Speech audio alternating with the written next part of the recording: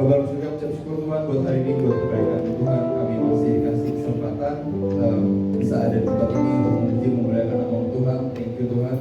Bapak sebentar kami akan mulai ibadah kami hari ini. Biar kau pimpin, tutup, bungkus Tuhan. Biar segala sesuatu yang kami lakukan hanya untuk memuliakan nama-Mu saja Bapak. Di dalam nama Tuhan Yesus Kristus, biar setiap kita yang siap untuk memuji menyembah Tuhan katakan amin. Teman-teman boleh undang untuk berdiri Bapak.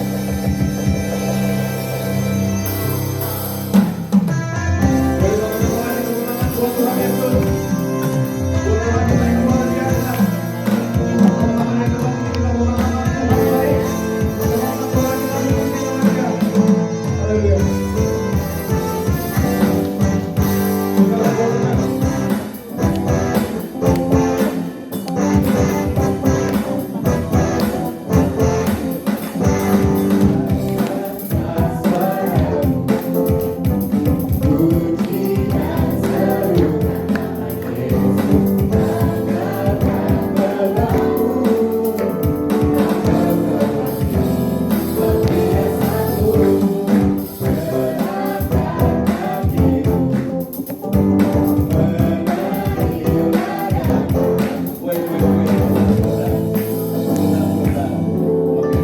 Teman-teman siapa yang bersuka cita hari ini boleh lambaikan tangannya. Tapi kalau tadi dari yang kita lihat dari cara bernyanyinya belum menunjukkan orang-orang yang bersuka cita ya. Sama-sama kita mau belajar gaya baru kok kan? Bareng-bareng ya. Jadi kita kan nanti lagunya bilang gerakkan kakimu. Sama-sama gerak pastelnya kanan kiri. Kita gerak balik sini kanan kiri. Nah gitu. Nah ketika lagunya bilang gerakkan kakimu kanan kiri. Gerakkan kakimu. Bisa ya? Terus bisa ya? Bisa ya? Yuk, siap-siap, coba siap-siap. Kita latihan dulu sekali. Ya.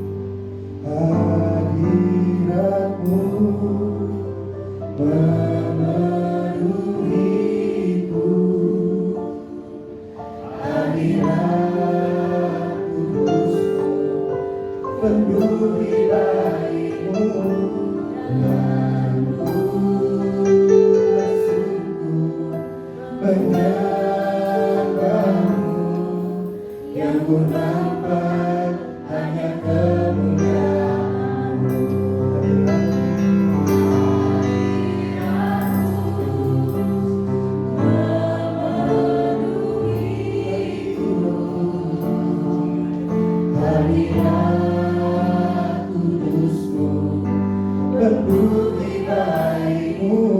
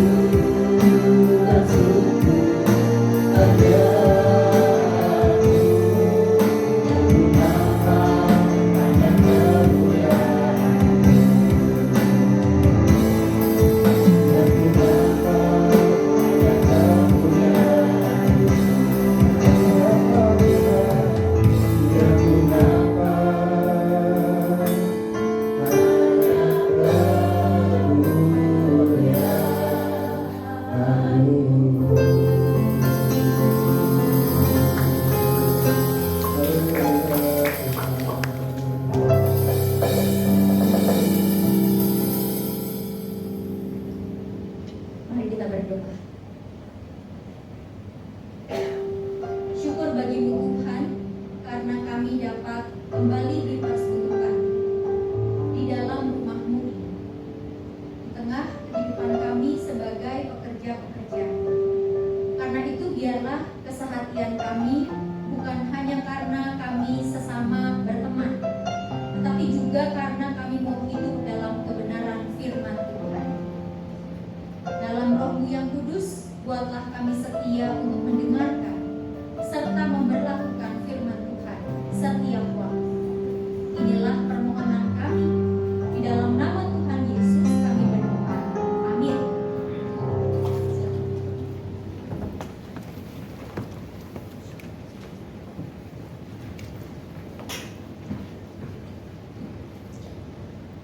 Selamat siang, saudara-saudaraku di dalam kasih Tuhan.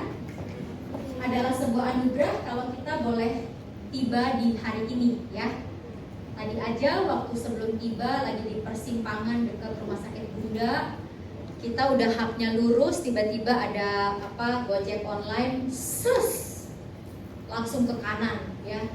Untung klaksonnya sigap, ya, jadinya tidak terjadi sesuatu apapun. Jadi sungguh adalah anugerah Tuhan bahwa kita boleh tiba di hari ini. Mari saudara-saudaraku kita buka dan baca kitab Ulangan pasal 34 ayat 1 sampai 12. Mata saya sudah berusia 47 kalau nggak salah. Jadi saya mesti lepas kacamata, ya. Ulangan 34 ayat 1 sampai 12 akan saya bacakan bagian ini. Kemudian Musa naik dari dataran Moab ke atas gunung Nebo ke puncak Pisga yang di seberang Yeriko. Lalu Tuhan memperlihatkan kepadanya seluruh negeri itu, daerah Gilead sampai ke kota Dan, seluruh Naftali, tanah Efraim dan Manasye, seluruh tanah Yehuda sampai laut sebelah barat, tanah Negeb dan lembah Yordan, dataran Yeriko, kota pohon kurma itu sampai Zoar. Berfirmanlah Tuhan kepadanya, inilah negeri yang kujanjikan dengan sumpah kepada Abraham, Ishak dan Yakub. Demikian, kepada keturunanmu lah akan kuberikan negeri itu. Aku mengizinkan engkau melihatnya dengan matamu sendiri, tetapi engkau tidak akan menyeberang ke sana. Lalu Musa hamba Tuhan itu meninggal di sana, di tanah Moab, sesuai dengan firman Tuhan.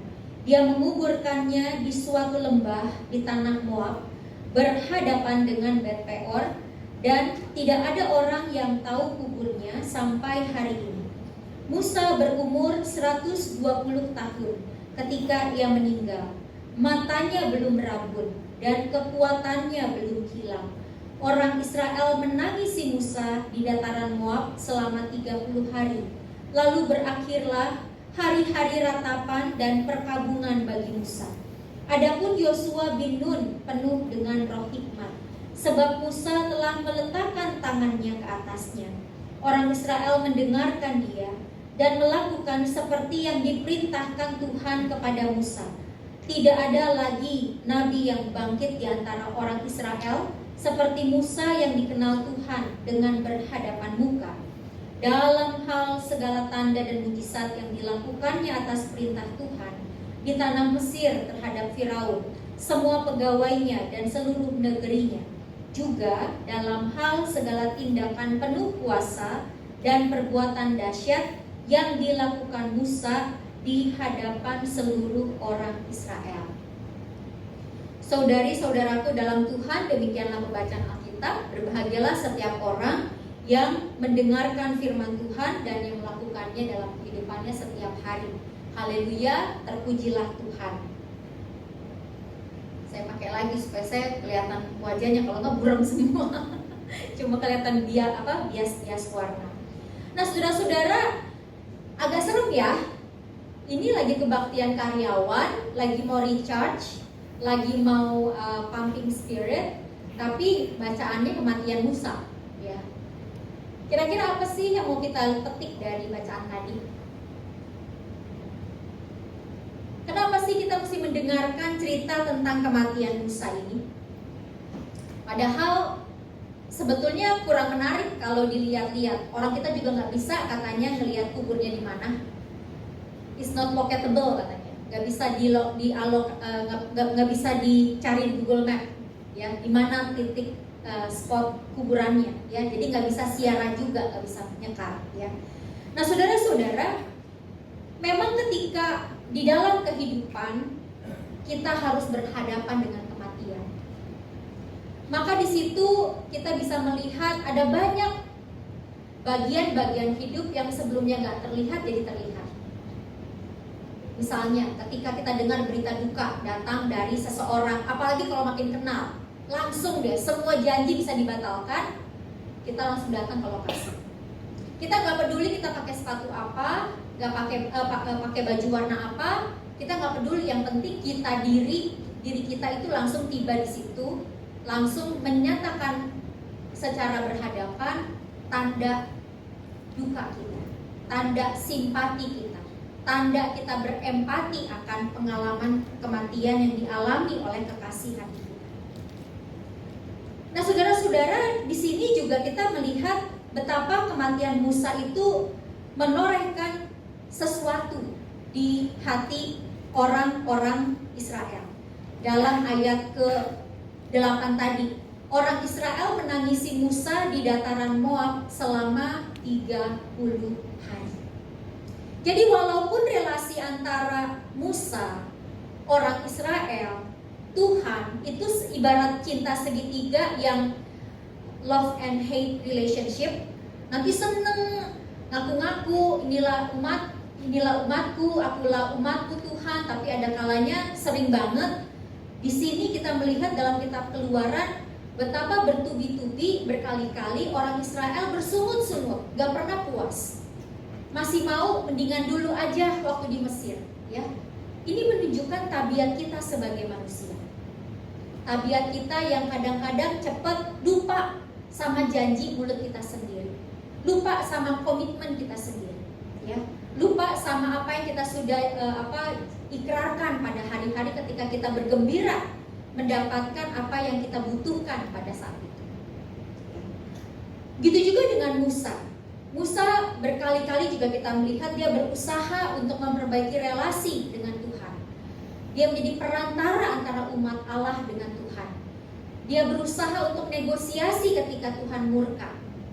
Pada kebaktian beberapa hari sebelumnya ini, saya berkhotbah di persekutuan doa yang lain dekat sini juga.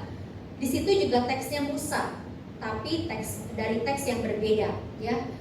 Di situ dikatakan juga betapa satu hal yang kita bisa lihat bahwa semua bisa berubah, termasuk pikiran Allah. Tetapi yang tidak bisa dirubah adalah kasih Tuhan yang besar, grace Tuhan yang besar, kasih karunia Tuhan yang besar, cinta Tuhan yang besar, keselamatan Tuhan yang nyata. Itu yang gak bisa dirubah, ya. Nah, saudara-saudara, jadi kita melihat betapa ketika kematian ini tiba, bagaimanapun kelihatan relasi antara Musa dengan orang Israel itu ada, tetap dalam. Walaupun orang Israel seringkali tidak bisa dimengerti jalan pikirannya. Dan sebetulnya kita lihat juga dalam teks-teks yang lain, Musa itu pingin loh tiba di tanah perjanjian. Coba kalau saudara nih ya, sebagai bagian warga negara udah dengar IKN, mau lihat nggak nanti kalau IKN udah jadi? Pengen nggak? Pengen. Emang cuma artis doang yang bisa ke sono? Aku juga bisa, ya. Aku juga pingin dong. Aku juga pingin naik kereta Wush. Emang cuma artis doang yang pengen, ya.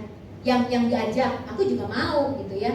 Nah, jadi ketika kita melihat sesuatu yang indah, apalagi di sini Musa dipercaya untuk memimpin keluar dari perbudakan di Mesir, melewati padang gurun, sudah tahu ada negeri yang berlimpah susu dan madunya, wajarlah kalau dia juga berusaha, Tuhan, izinkan aku dong masuk.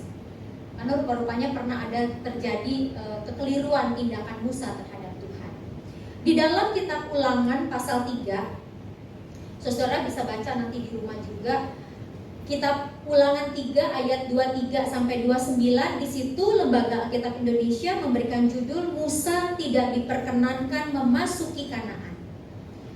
Saya bacakan ayat 25 ya. Ulangan 3 ayat 25. Biarlah aku menyeberang dan melihat negeri yang baik di seberang sungai Yordan, tanah pegunungan yang baik itu dan Libanon. Tetapi Tuhan murka terhadap aku oleh karena kamu dan tidak mendengarkan permohonanku. Tuhan berfirman kepadaku, cukup, jangan lagi bicarakan hal itu dengan aku. Saudara-saudara, di sini melalui kehidupan dan kematian seorang Musa, kita tentu saja di abad sekarang masih bisa belajar banyak hal. Yang pertama, kita melihat bahwa ketika waktu itu ada, kerjakanlah dengan sebaik-baiknya tugas yang dipercayakan kepada kita. Saya suka banget dengan Khotbah 9 ayat 10. Kerjakanlah sekuat tenaga apa yang dijumpai oleh tanganmu. Ya. Jadi ketika kita sekarang dipercaya sebagai karyawan dalam segala level jabatan yang ada, berapapun usia tahun kita mengabdi, tekunilah dulu. Walaupun pahit misalnya. Kadang-kadang kan pasti kalau udah lunch bareng-bareng temen, reuni-reuni, gak terhindarkan ada kalanya masuk ke dalam percakapan pembandingan. Betul gak? Ya, tadi aja saya pagi ada kegiatan, terus di WC-nya saya dengar si karyawannya lagi cerita, yang bersih-bersih cerita sama yang karyawan cowok, yang tenaga security-nya, bahwa dia senang sudah bekerja sekian lama, terus BPJS-nya katanya di ACC untuk punya penggantian sampai sekian juta. Walaupun nominalnya tidak besar-besaran, tapi artinya dia mau bersyukur, dia berbagi, padahal sebenarnya etikanya nggak boleh ya. Apalagi saya kan sisi itu kan cuma tamu lewat, dan itu gedung pemerintahan gitu ya. Jadi kadang-kadang tuh dalam percakapan, perjumpaan dengan orang lain gak terhindarkan ada pembandingan-pembandingan, ya. Tetapi dari Musa kita belajar bersama-sama, ketika tugas itu dipercayakan kepadamu, kerjakanlah dengan sekuat tenaga. Musa bahkan sampai berani bernegosiasi dengan Tuhan, bukan karena dia udah pernah punya hak istimewa berjumpa muka dengan Tuhan. Dia pernah melihat Tuhan di semak belukar. Bukan cuma karena itu, tetapi saya yakin karena dari dalam dirinya ada keteguhan hati, ada keinginan kuat untuk bekerja dengan sebaik-baiknya. Makanya ketika dia tahu relasi antara yang dipimpinnya, yang ditugaskan untuk dipimpin yaitu umat Israel dengan Allah retak, dia berusaha memperbaiki keretakan itu. Itulah bedanya etos kerja kita orang Kristen dengan etos kerja orang yang tidak mengenal Tuhan. Yang tidak kenal Tuhan Yesus pun bisa setia kok sama pekerjaannya. Ada banyak orang yang tetap setia sama pekerjaannya. Maksud saya setiap bekerja, saudara, bukan berarti juga saya dengan demikian melanggengkan semua cara bekerja. Enggak ya, jangan ya. Tetap harus ada healthy boundaries, harus ada batas yang sehat ya. Jangan sampai because you are not dispensable. Karena saudara, bapak ibu itu bukan kayak dispenser air, bisa diganti-ganti ya. Jadi maksud saya tuh ketika saya bilang kerja dengan sebaik-baiknya ya dengan etos kerja Kristen. Jam kerja jam berapa ya masuk, kemudian tepati waktu dan janji, kemudian bekerjalah sekuat tenaga. Walaupun kadang-kadang itu bukan lagi tugas kita, tetapi kalau itu mendatangkan kebaikan, bukan berarti serobot tugas ya. Maksud saya itu gini. Kadang-kadang tuh orang ketika datang bekerja itu cuma tahu yang penting gue dapat gaji, gue punya tema, kerjaan aku targetnya bisa tuntas. Saya pernah datang, temanya itu seminar penguatan kelembagaan sampah, manajemen sampah di Depok. Apa yang terjadi ketika makan siang dikasih nasi kotak, nasi dalam dus gitu ya? Itu masih tahun-tahun 2000 berapa tuh? Udah lama lah, tahun-tahun waktu itu climate change belum booming dikenal. Terus abis acara saudara itu udah disiapin pemilihan sampah. Apa yang terjadi? Itu sampai tumpukan nasi boxnya yang udah kosong tumpah jatuh karena saking kebanyakan. Padahal kita lagi bicara kelembagaan manajemen sampah. Yang ini yang maksud saya ya, bahwa ketika kita bekerja dengan etos kerja Kristen, kalau itu baik untuk kita kerjakan, kita kerjakan. Pakai keran airnya secukupnya, itu kan juga hal-hal yang umum-umum aja ya. Parkir dengan menaati kaidah-kaidah yang berlaku, bukan sembarang karena aku divisi ini aku punya hak, enggak, tapi karena kita tahu budaya, tata krama, kesopanan dan sebagainya. Jadi yang pertama, ketika itu dipercayakan kepada kita, kerjakanlah dengan sekuat tenaga. Itu yang kita belajar dari Yesus. Lalu yang kedua juga yang kita lihat di sini adalah bahwa ketika kita merasa kita penat atau kita butuh orang untuk didengar, butuh tempat untuk bersandar, lihatlah apa yang terjadi dalam relasi Musa, orang Israel dan Tuhan. Tuhan tidak pernah meninggalkan kita. Tuhan selalu tahu kebutuhan kita. Tuhan bukan dengan tidak adanya perbaikan, tetapi bukan berarti Tuhan tidak mendengarkan kita. Kenapa kita orang Kristen mesti berdoa, saudara? Masih berdoa nggak? Kapan? Hari ini apa tadi pagi juga berdoa? Kenapa cuma makan siang berdoa? Sesudah makan nggak berdoa? Kenapa ketika mau ujian anaknya baru berdoa? Ketika anaknya bikin PR nggak berdoa? Ini cuma pertanyaan-pertanyaan sentilan untuk membangunkan kesadaran kita. Kenapa saya berdoa? Ya. Karena doa itu memberikan kekuatan.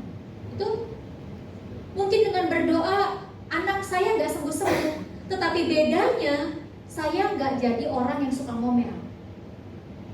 Saya nggak jadi orang yang akhirnya putus asa, karena saya tahu the end of this story. Karena saya tahu where to go. Karena saya tahu ujungnya itu pasti Tuhan selalu memberikan kesembuhan buat kita. Jadi walaupun jawabannya belum kelihatan, tetapi orientasi kita, motivasi kita tidak bergeser ke arah-arah yang melenceng dari Tuhan. Ya. Saudara, kemarin saya melihat di biasa kan ya kalau melihat sosial media tiba-tiba ada iklan-iklan cerita-cerita. Salah satunya itu mengejutkan bahwa ada seorang ibu waktu hari itu dia sedang bersama dengan anaknya keluar dari McDonald. Mohon tidak direkam McDonald-nya karena saya bukan agen McDonald, tapi memang ceritanya katanya waktu itu di McDonald. Dia lagi keluar sama anaknya masih kecil, terus tiba-tiba si anak ini cerita, udah gede ya, 17 tahun kemudian. Anak ini cerita, hari itu saya tidak menyangka ibuku langsung ditundukkan ke bawah. Ini kejadian di Amerika.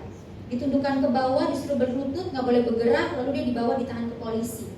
Ternyata dia dituduh atas sebuah kejadian pembunuhan, atas kesaksian dari seorang saudaranya yang memang doyan berbohong, teman atau saudara gitu ya, bahwa ada kematian seorang laki-laki yang pernah menjadi boyfriend dia, terus dituduhnya dia melakukannya, padahal si perempuan yang melapor ini juga tukang bohong, tapi kesaksiannya itu oleh orang lain jadi dengar sama polisi.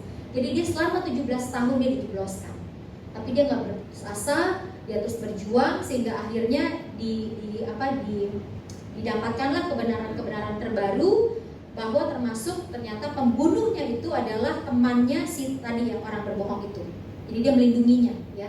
Tapi bayangkan saudara, 17 tahun dia harus mengabdi untuk kesalahan yang bukan perbuatannya. Mungkin cerita saya ini mengingatkan kita kepada banyak hal di negara ini, tanpa harus saya ngomong ya. Tetapi maksud saya adalah kita nggak boleh berhenti untuk berharap dan berbuat benar, karena Tuhan tidak pernah tidur. Lihatlah apa yang Tuhan lakukan dengan Musa.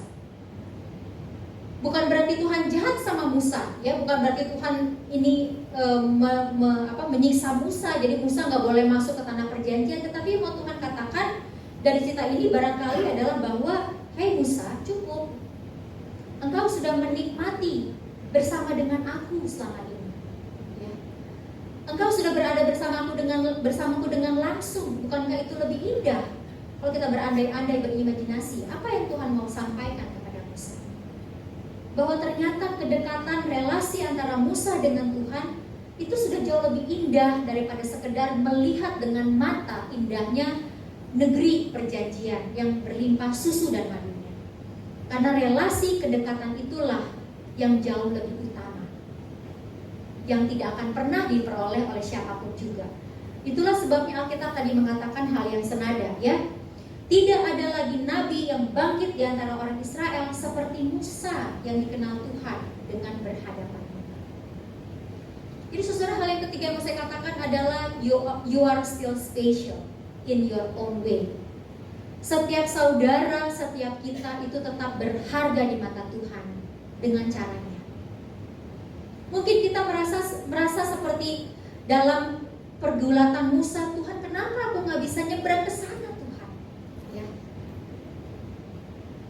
Tuhan kenapa aku nggak bisa ke Sungai Yordan? Mungkin Tuhan mau bilang cukup Musa, kamu ini udah menikmati apa yang terbaik. Ya. Dan ini juga yang saya cerna dalam relasi saya sebagai ibu dengan anak-anak saya.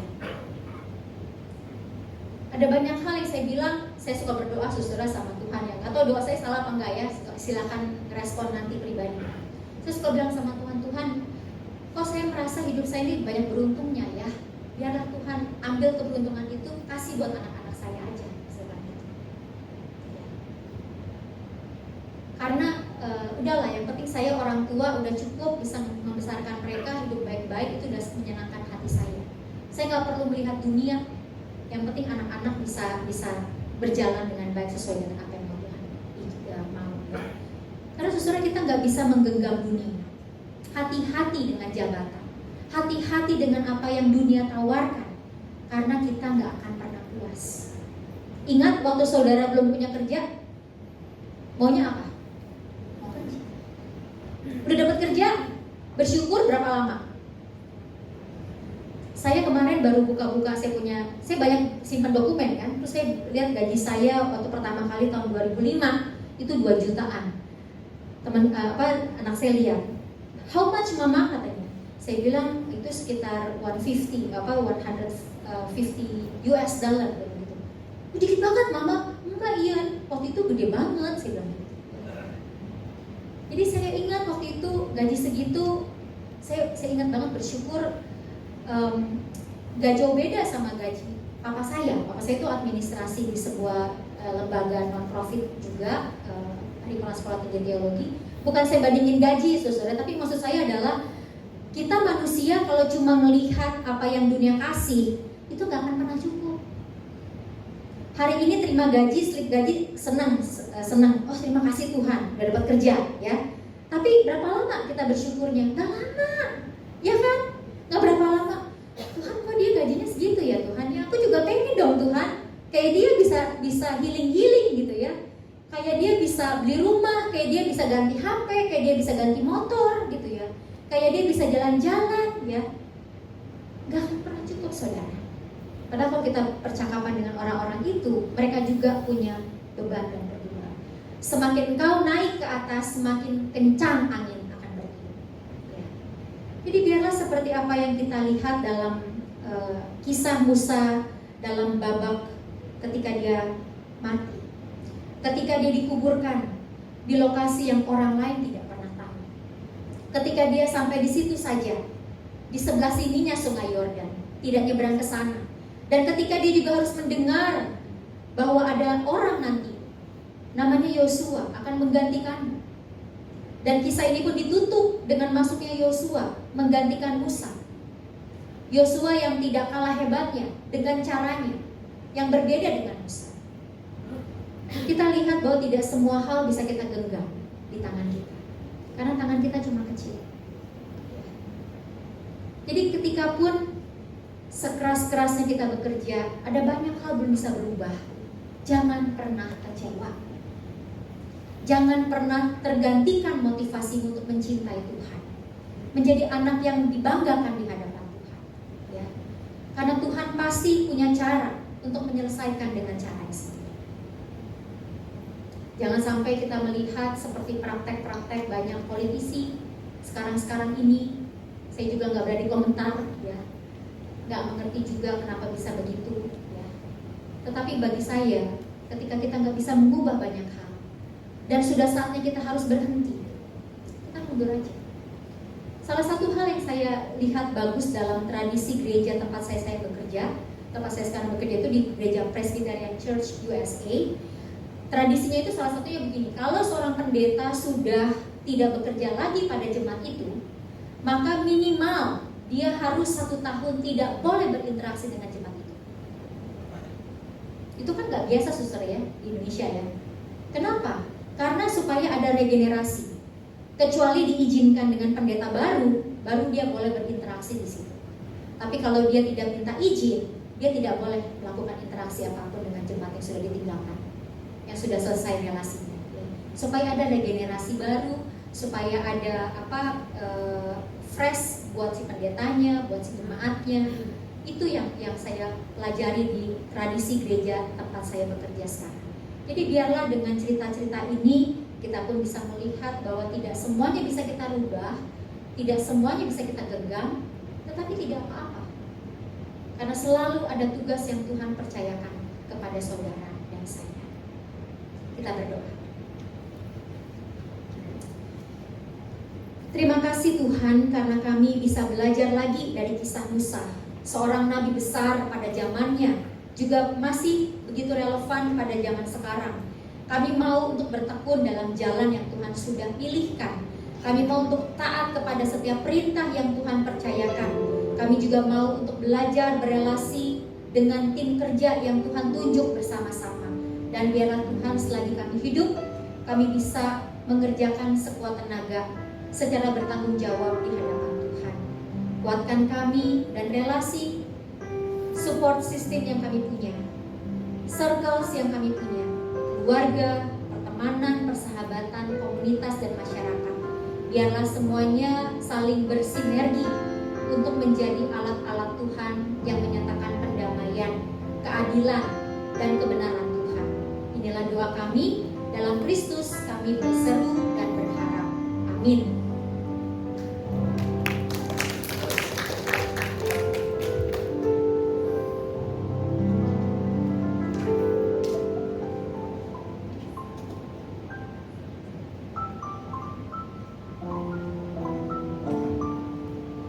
Terima kasih atas firman yang disampaikan oleh Pendeta Evangeline Puat. Terima kasih Bu.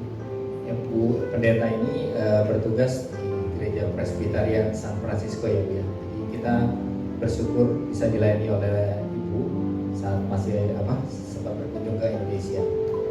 Kita diingatkan lagi ya Bu bahwa di Khotbah 9 ayat 10, segala sesuatu yang dijumpai tanganmu untuk dikerjakan, kerjakanlah itu sekuat tenaga. Terima kasih. Ya, sebentar sebelum kita akhiri ibadah kita, saya persilakan panitia Natal ingin menyampaikan sedikit informasi yang ingin disampaikan. Silakan waktu ke depan. Sebelum dari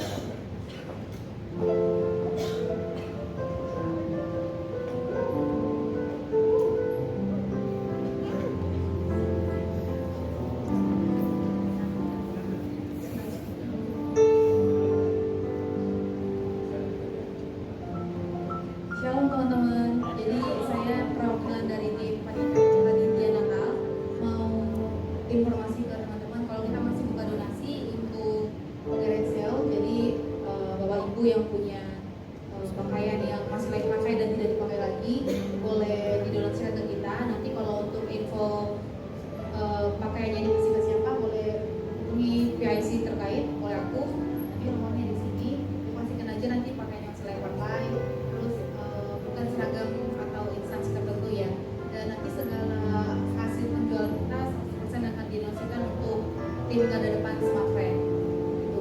Dan untuk dari penggalangan dana ini kita kumpulin bajunya 23 sampai 30 Oktober. Terakhir hari Senin.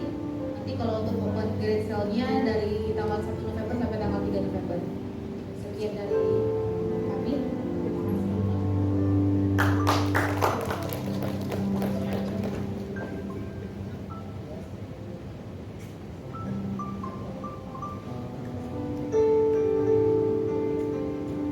Terima kasih Monik.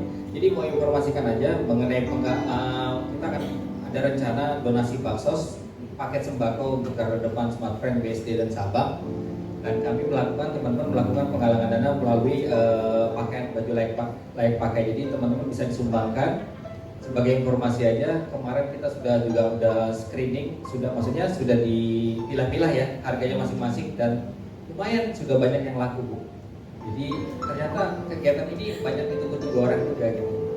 Banyak ditunggu orang, jadi ya kita siapkan uangnya minggu depan mungkin kita akan mulai untuk thrifting, belanja sebanyak-banyaknya, bantu untuk donasi paket sembako untuk garda depan kita. Ya terima kasih. Saya persilakan Bu Ingrid untuk berdoa syafaat. Nanti Ibu Evangeline tutup dengan doa berkat ya. Mari kita berdoa. Puji syukur kami panjatkan padamu Tuhan untuk firman yang disampaikan oleh Ibu Evangeline Tuhan. Biarlah firman ini terus Tuhan mengangkat dalam diri kami Tuhan, dalam hati kami untuk kami bisa implementasikan kepada semuanya Tuhan Yesus kehidupan kami. Kau berkati Tuhan pelayanan Ibu Evangeline Tuhan, terutama Tuhan Yesus untuk menjangkau jiwa-jiwa Tuhan. Kami percaya Kau cukupkan segalanya Tuhan, Kau urapi lagi Tuhan lidah bibirnya untuk menyampaikan firman-Mu Tuhan. Dan itu berguna bagi kami semua, bagi orang-orang yang mendengarnya dan bagi yang mendengarnya mereka dilepaskan Tuhan dari segala beban-beban hidup, dari segala apapun persoalan Tuhan. Terima kasih Bapak. Seperti firman-Mu berkata bahwa dalam Kolose 3:23 bahwa apapun yang kita perbuat, hendaklah kita perbuat dengan segenap hati seperti itu Tuhan buat manusia. Biarlah Bapa itu bisa terus ada di dalam hati kami Tuhan, dimanapun kami berada, dimanapun kami berfungsi Tuhan. Biarlah itu firman-Mu terus menjadi rema dalam kehidupan kami Tuhan, sehingga kami tidak bersungut-sungut, tidak kecewa melihat keadaan yang mungkin tidak sesuai dengan hati keinginan kami Tuhan, tapi kami bisa terus bersukacita Tuhan bersama dengan Tuhan Yesus Kristus. Kami bisa melakukan semuanya dengan excellent. Terima kasih Tuhan. Pada hari ini kami berdoa Tuhan Yesus buat teman kami Tuhan yang saat ini sedang sakit. Tuhan tolong jamah Tuhan. Kami percaya Bapa oleh bilu-bilu darah Yesus dia disembuhkan. Mereka semua disembuhkan dalam nama Yesus. Kami percaya Tuhan Kau beri kekuatan, kesegaran, kebugaran, dan kami akan melihat mujizat Tuhan yang akan dinyatakan demi kemuliaan nama-Mu Bapa. Terima kasih Tuhan. Kami juga berdoa untuk teman-teman kami yang mungkin dalam persoalan hidup, dalam beban. Kami percaya Tuhan Kau sudah menanggungnya di kayu salib Dan kami perkatakan, kami deklarasikan pada hari ini, semua beban-beban sudah terlepas, semua debu-debu di dalam hati pikiran kami sudah terlepas, kami bersih. Kau kuduskan, tahirkan kami Tuhan dengan kuasa darah Yesus. Kami akan melakukan semuanya dengan ringan tanpa beban Tuhan, dan semua persoalan kami sudah selesai hari ini dalam nama Tuhan Yesus. Terima kasih Bapa. Kami juga berdoa Tuhan Yesus untuk rekan-rekan kami yang minggu ini akan mengadakan perkawinan Tuhan, perkawinan suci Tuhan di altar-Mu. Kami percaya Tuhan Kau berkati mereka Tuhan, menjadi pasangan hidup yang diberkati Tuhan sampai nanti Tuhan, dan Kau buahi Tuhan dengan anak-anak yang daripada Tuhan Yesus Kristus. Kami percaya Tuhan, lancarkan segala prosesi perkawinan, dan kami akan melihat kemuliaan Tuhan dalam perkawinan itu Tuhan. Terima kasih Tuhan. Kami juga berdoa Tuhan Yesus untuk PDO Immanuel Smart Friend. Terima kasih Tuhan untuk wadah ini yang telah Kau sediakan bagi kami. Kami percaya Tuhan, Kau tambahkan Tuhan Yesus bilangan orang-orang yang rindu untuk mendengar firman-Mu setiap Kamis dan Jumat. Kami rindu Tuhan, biar bangku-bangku ini penuh oleh jiwa-jiwa, dan itu akan memuliakan nama-Mu Tuhan. Berkatilah Tuhan Yesus semua pelayan Tuhan, dari musik semua Tuhan. Kau berkati, ada kesatuan hati, ada damai sejahtera sukacita, dan mereka melayani dengan sukacita dan melakukannya buat Tuhan Yesus Kristus semata. Terima kasih Tuhan. Kami juga berdoa untuk rencana Natal Tuhan, Kau tunjukkan Tuhan dana-dananya Tuhan, untuk acara-acaranya Tuhan Yesus. Kami undang Kau hadir nanti Tuhan. Biarlah Tuhan Yesus Engkau berikan ide-ide hikmat-Mu pada panitia supaya bisa melakukannya dengan luar biasa dan excellent. Kami percaya Bapa, saat nama-Mu ditinggikan, ini ada acara-Mu, kami serahkan kepada-Mu Tuhan, dan kami percaya itu akan berhasil dan kami akan lihat kemuliaan-Mu. Terima kasih Tuhan. Kami berdoa juga untuk Smart Friend. Terima kasih Tuhan, pintu-pintu telah Kau bukakan. Kami percaya Bapa, Engkau naikkan lagi Tuhan activation Tuhan Yesus, top up dan juga RGU Tuhan, dan itu akan melakukan, dan kami semua akan melakukannya dengan luar biasa Tuhan, karena akan melihat perbuatan tangan-Mu ajaib Tuhan melalui kami Tuhan. Tangan kami Kau berkati untuk melakukan pekerjaan-pekerjaan dan mendukung semua sales, dan juga walaupun di depan maupun di garda paling belakang Tuhan, biar Kau urapi Tuhan dari yang paling atas sampai yang paling bawah. Kami percaya Tuhan, nama-Mu ditinggikan di semacam ini. Terima kasih Bapak. Kami juga berdoa untuk negara Indonesia, masa ini adalah masa kampanye Tuhan, masa persiapan untuk pemimpin-pemimpin kami Tuhan. Kami percaya Tuhan, pemimpin-pemimpin daripada-Mu Tuhan Yesus yang Kau siapkan, sehingga kami akan melihat Tuhan Yesus Indonesia yang aman, damai, sejahtera, sukacita, dan bahkan semua perekonomiannya Tuhan Kau naikkan lagi Tuhan, dan kami menjadi negara yang terpandang di dunia. Terima kasih Tuhan. Kami sudah berdoa syafaat, dan sebelum kami kembali ke tempat masing-masing, kami rindu untuk menerima berkat yang disampaikan oleh Bapak.